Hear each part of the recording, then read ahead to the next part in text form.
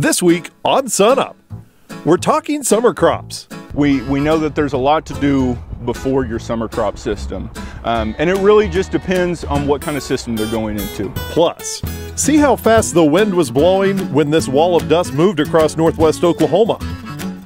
And you may think of them as just a companion, but there's an Oklahoman putting dogs to work.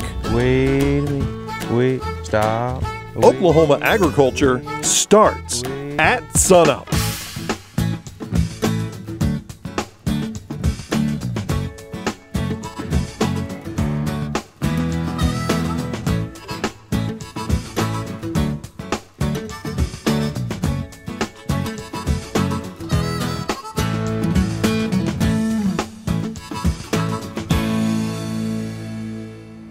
Hello everyone, and welcome to SUNUP. I'm Lyndall Stout. We love this time of year, with the canola fields in full bloom and sights set squarely on harvest. It's also a good time to start thinking about summer crops though. We begin with SUNUP's Dave Deacon and our Extension Cropping System Specialist, Josh Lofton. It's just about that time of year to be thinking about summer crops. And Josh, what should producers be looking at in their fields right now? Yeah, it's kind of funny. We were talking about winter crops and canola and wheat last week, and now is already time to start switching over to summer crops. But it's never too early because we know that there's a lot to do before your summer crop system. And it really just depends on what kind of system they're going into. Our no-till guys probably have a field that looks very similar to what we're standing in. There's probably a lot of early season weeds that are coming up, especially guys that have gotten a lot of rain. With those warm temperatures, a lot of rain, that's just a candid time for those early weeds to be coming up. So if we have a field that kind of looks like this and we're going into a no-till situation, it's time to be putting out the burn down chemistries. It's time to be controlling this right now, because essentially if you start clean, you're going to have a better system than if you try to manage those weeds after you've already planted. Guys that are doing a conventional system, you know, going in with some sort of tillage, if you got a little bit of time, it's time to make those initial heavy tillage applications. You're probably a little late for those on a typical basis, but if you've already made those heavy passes with your initial tillage operations, it's probably time, especially if you're going into corn or milo, it's time to start making up those finishing applications, especially if we're wanting to start planting here soon. The guys in the conventional have to worry about is, as far as I can see, there's no moisture in the forecast. So the least you mess with the soil with steel, the more moisture you're going to have in your soil. So don't just go tilling just because you want to go till.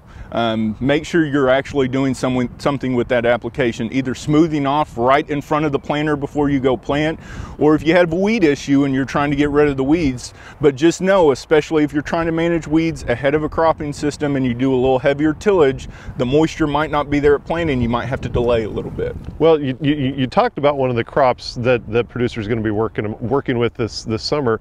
Corn. It's already time to start putting it in the ground. Yeah, it's time for corn. A lot of guys have already started to get corn in the ground. There's probably quite a bit of patches, and I'd expect a lot of the corn to get into the ground if you got moisture in the next several weeks, as well as milo. It's also time to start thinking about milo. The one thing you have to check is your soil temperature. Mesonet has a great thing to start, but you know, unless you have a Mesonet site in your field, it's best to always just go out and check the temperature of the soil that you're going to be planting in, because sometimes it's going to be a little cooler than others. We talk about our winter crops of planting our no-till first and then our conventional. Well, when we talk summer crops, it's time to plant conventional first because they warm up faster. They typically aren't going to hold the moisture as long as our no-till, which typically are a lot cooler and hold that moisture. So if you have both, make sure your conventional, if it has moisture and it has a good soil temp, that go in and then get into your no-till. But like I said, with corn and milo, it's time to start thinking about it right now. What's the temperature range on planting corn and milo? Well, you want to have soil temperatures between about 55 and 60. It's it can go in a little cooler, but just know that germination and growth are going to be a lot slower. What I'd like to see is it get more towards that 60 to 65 mark. That way we know for a corn crop that typically guys are trying to beat the heat, that it gets up, it gets going, it gets some strong early season growth. That way it kind of moves into that good vegetative growth. It takes advantage of these great sunny 80-degree weathers before we turn 100 degrees later in the summer, which we know it's going to happen. Now let's talk about those no-till folks who are holding on to their field this year and just letting it go fallow. What should they be doing? Yeah, a lot of times we think in fallow fields, it's just, you know, that's a field that's fallow, we don't have to manage it. But it's optimum time for managing things like our critical weeds. So for example, if we're going into milo, if you got a lot of Johnson grass and you're laying off maybe to go into canola or early season wheat for stalkers, it's time to manage that Johnson grass because, you know, in the milo production system, we're very limited on our chemistries. The same thing goes for a lot of our broadleaves. If you got mare's tail, if you got palmer, water hemp, especially if you got resistant weeds in your field, you have a lot of chemistries to play with when there's not a crop in the field. The one thing you got to think about though is think of what you're going into next year.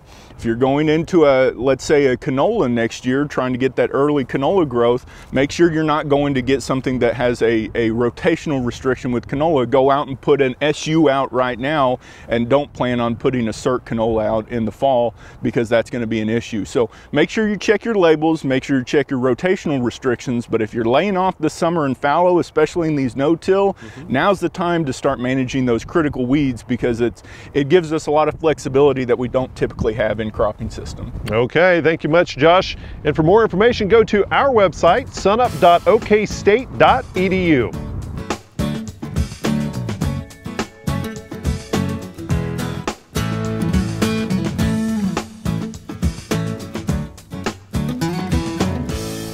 In recent weeks, there have been reports of increased insect pressure on Oklahoma crops. According to OSU's Department of Entomology and Plant Pathology, the alfalfa weevil larva is showing up across the state. The experts say control decisions should be based on the maturity of the alfalfa, the size of the larva population by field scouting, and the number of days remaining until expected harvest. At this point in the season, one larva or more per stem on an alfalfa plant lower than 10 inches would definitely be cause for a management decision. For more information on scouting and controlling alfalfa weevil larvae in your fields, contact your local county extension office or get the latest e-pest alert from our website, sunup.okstate.edu.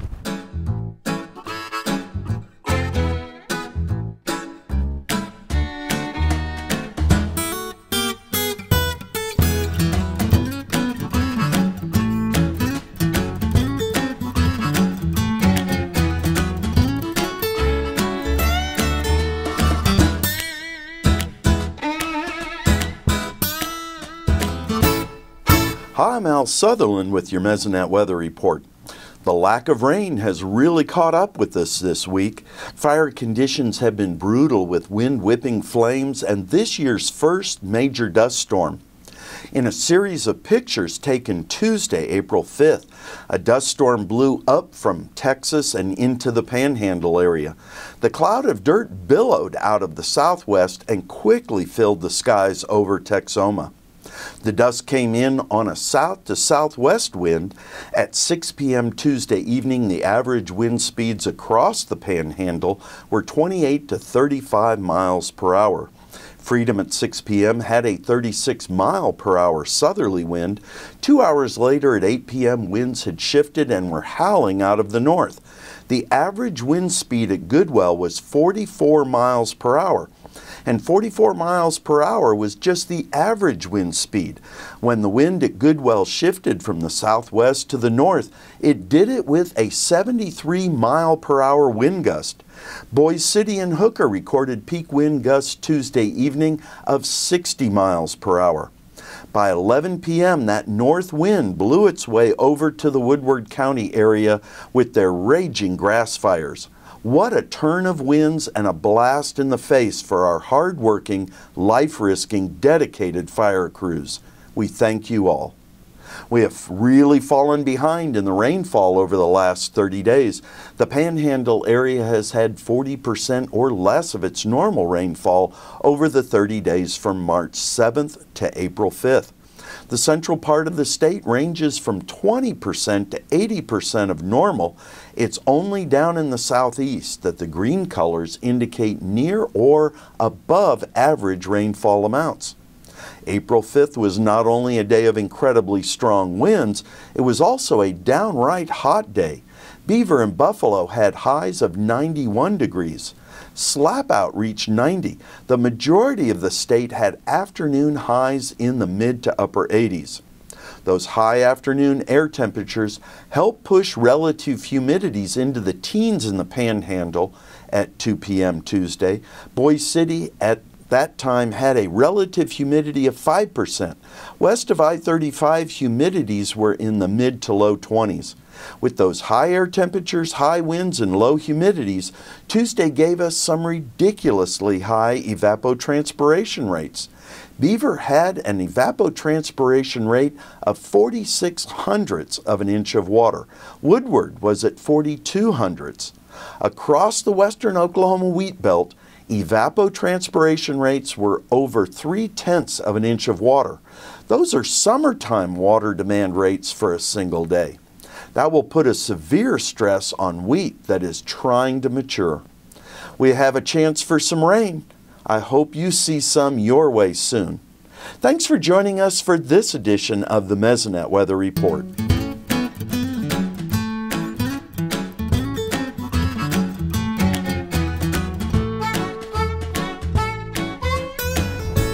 Kim Anderson, our crop marketing specialist, joins us now. Kim, prices just continue to grind lower. Well, for most of the state, prices are below $4, and in the majority of the state, they're probably around $3.85 to $3.90. If you look at the harvest price, that July KC contract is running around $4.70. The basis across Oklahoma is going from about a -74 down to a -60, 64, somewhere in that area.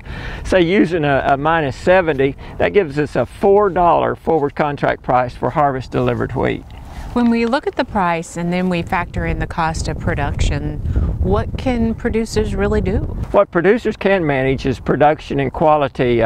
You look at $4 wheat, say a 30 bushel average. If a producer can increase production by 10%, say 3 bushels, that's equivalent to a 40-cent increase in price. Also, if you look at quality, now you cannot increase your price managing quality, but you can manage discounts, and discounts can get pretty heavy. In terms of quality, what factors are actually discounted once we're at the elevator? Well, the most important factors, of course, test weight, and then you can look at dockage and foreign material. I think those are the most important things in Oklahoma. There's also moisture, it's also shrunken and broken, there's other factors, but those aren't normally a problem. Let's break it down a little bit farther, starting with test weight. Well, if you look at the test weight discounts, you know, number one wheat, 60 pounds or better, no discount. You get a half a cent discount for 59-pound test. 58 pounds below that, you're at a number 3. But at 58.9, you get 1 cent. At 57.9, you get 2 cents. At 56.9, you get 6-cent discount. You get down to number 4 wheat with 55.9 pounds, 10 cents. Get down below 54, and then you're at 21 cents, and it just continues to get bigger. I think even as we get into harvest, if we have a test weight problem, I think these discounts will increase. How about dockage? Dockage, we're always facing a dockage problem with cheat and other non-wheat products. And what dockage is non-wheat that in the load that can be easily removed with screens or aspiration. Dockage normally starts above 1% at a nickel, above 1.37 cents, 1.6%, 9 cents, 2.1, 12 cents, 2.5% dockage, you got 14 cents, and it continues to increase dramatically, and the discount as a percentage-wise increases more as you have more dockage in it. And then foreign material? Foreign material is a big problem in Oklahoma. Rye, oats, non-wheat substances that are not easily removed with screens. They weigh about the same size as wheat. You look at a 0.5%, you're looking at 2 cents. 0.8%, 6 cents, 1.1%, 12 cents, 1.4%, 18 cents, going on down 3.1%, 50 cents. And like I say, more foreign material, the worse that discount gets. And if you get above 10%, then you don't have wheat, you got about a $3 discount. And this year, every penny's going to count. This year, every penny counts. Okay, Kim, thanks a lot. We'll see you next week.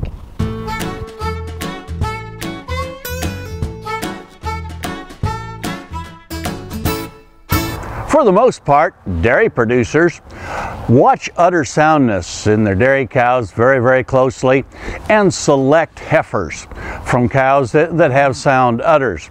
Beef producers have been slow to adopt that particular selection criteria in their beef herds, but I think we probably need to take a closer look at that as we select the heifers that go into our cow herds. For years, the data has suggested that udder soundness in beef cattle was what we'd probably call lowly heritable. Estimates were that only about 16 to as high as 25% of the differences that we saw in udder soundness was due to genetics. More recent data coming from Kansas State University, where they had thousands of records from the American Hereford Association, gave us an idea that udder health, udder soundness may be more highly heritable than what we previously thought. They looked at data from over 60,000 individuals and found that for overall udder soundness, the overall score, that the heritability was 0.32 or 32%. For the individual traits that they're interested in looking at, suspension of the udder and teat shape, they were both pretty close to that 30% mark, about 31% for suspension, 28% for teat shape.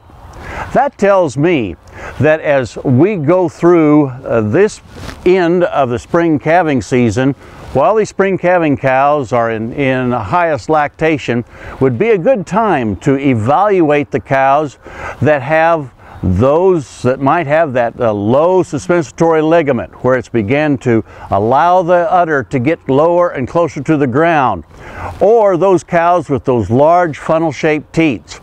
Mark that down in your cow record book now, so that next fall when you wean those calves, you'll know to perhaps cull that cow or not save the heifer calf from the cow with a bad udder. In that way, over time, I think we can make some real improvements in our herd. Here at Oklahoma State University a number of years ago, we evaluated the effect of having one bad quarter on an udder versus a cow that had a healthy udder, and found that having 1 or 2 bad quarters would reduce the weaning weights of the calves 50 to 60 pounds, which is really substantial. So that puts even more importance on this idea of making sure that we try to improve udder health in our cow herds. Take a good look at your cows this spring.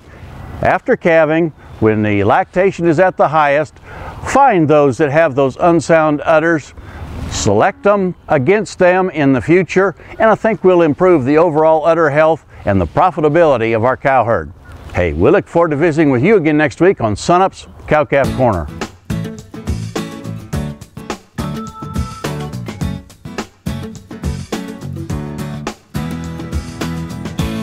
It's been a few weeks since we've talked with Daryl. And Daryl, what is going on with the cattle markets right now?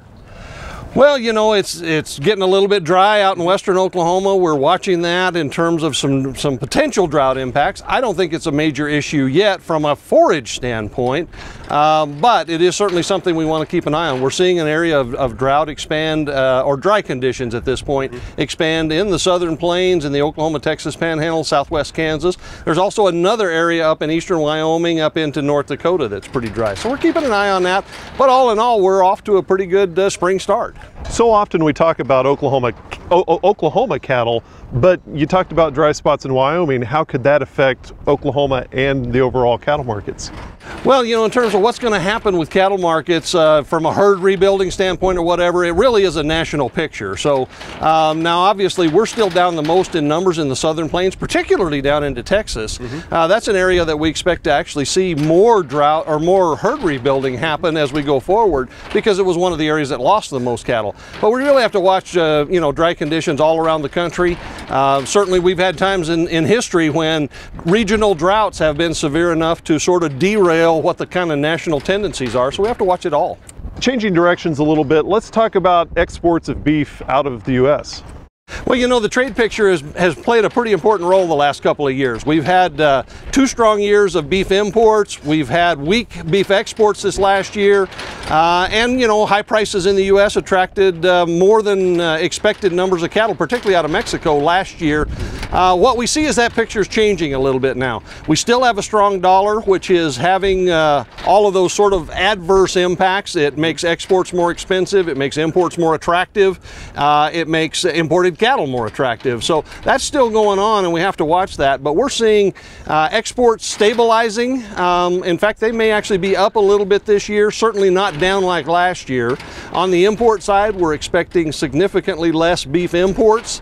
You know, Australia just can't keep doing what they've been doing the last couple of years, but overall market conditions in the global marketplace would say we're probably not going to import as much beef this year. And on the cattle imports, again, Canada's and Mexico's numbers are down. We got less cattle from Canada last year. That'll continue this year. We think they'll start herd rebuilding. Mexico's numbers, I think, will be down, even though they were up a little bit last year. Again, I don't think they have the cattle to keep doing what they've been doing, and very probably we're going to see some herd rebuilding start there. So the trade picture in many ways is going to kind of offset the fact that in the U.S. or in the domestic market, we're starting to increase production and increase cattle numbers, and the trade effects are going to moderate that somewhat in 2016. And it's starting to get warmer. People are going outside, they're grilling. What does that hold for the beef price? Well, you know, we kind of got off to a little bit of an early start. Kind of had an early spring in a lot of ways. There was an early kind of grilling demand. It's moderated a little bit. It was almost like it was a first start, and then we've pulled back a little bit. But all in all, I think, you know, we are off to a pretty good start, and we'll see. We've had some winter weather again here recently in the Northeast. That may be having some short-term effects.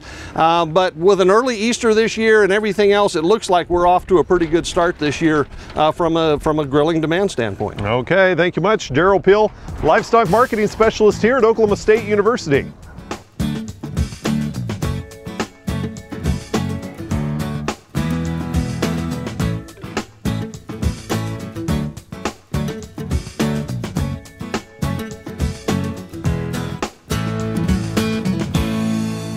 Finally today, many of us think of dogs as natural companions, but ranchers all across the world also use a dog's instincts to help them move their livestock.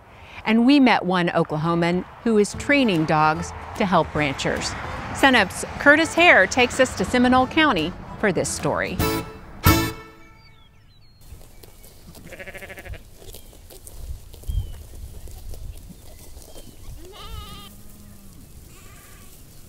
It's a practice that has been around for centuries. The best friend of man has always heeded the call to round up a herd of animals and make a rancher's life a little easier. For Kirby Humphrey, ranch dogs are his life. Other than owning and operating his sheep farm with his wife Beth, Kirby trains working ranch dogs for a living. Inga here, Inga here, Inga here, Inga here, get up. Stop, stop, walk up. I try to keep 5 to 8 outside dogs, and then that I'll have a little bit of time to work 1 or 2 of my own to have to sell to supply to big ranches, mostly cattle ranches. Walk up. Walk up. Shh. Frank, get up. Frank, that'll do. Kirby has been training dogs for several years, and he says he has seen a rise in the interest in ranch dogs. Get up, Frank. Good help's hard to find anymore, and people realizing, you know, one dog, you know, take the spot of 2 or 3 cowboys out gathering either off a horse or off four-wheeler, or however they're doing it. But it's a low stress deal if you're doing it right. Ranch dogs can be extremely beneficial for a rancher in many ways, especially when it comes to cattle. You know, I saw a dramatic decrease in medicine I was having to put into them calves because they straighten it out quicker. And if you can walk them up to the chutes to doctor them calmer without getting them, is excited and their heart beats up, then they will, you know, might not get as sick, hopefully. And it saved a lot, I thought, in medicine. Stop, stop, stop. Kirby says it can take anywhere from 60 to 120 days to get a dog ranch ready. Come by. And this is where I start them all in here on some sheep and get their left and right directions on them, as in come by and away to me, stop, and then your stop, away to me, away to me, away, stop, away, away, away, stop. OSU's Beef Value Enhancement Specialist Gant Maurer says ranch dogs are an excellent tool to have. But even though you may have the most well-trained dog in the world, you have to know how to use it. If I'm a producer wanting to purchase a dog, if I go purchase the best trained dog but yet don't know how to handle that dog, it can be a recipe for disaster. So we also need to work with that trainer so I know I know how that animal was trained, I know the calls, I know how to use that tool in my toolbox to the best of its abilities. And really it's a partnership between the handler and the dog, and we want to maximize that partnership as much as possible. Stop. Thanks so much for joining us this week. Remember, you can find us anytime online at sunup.okstate.edu and also follow us on YouTube and social media. I'm Lyndall Stout. Have a great week, and remember, Oklahoma Ag starts at sunup.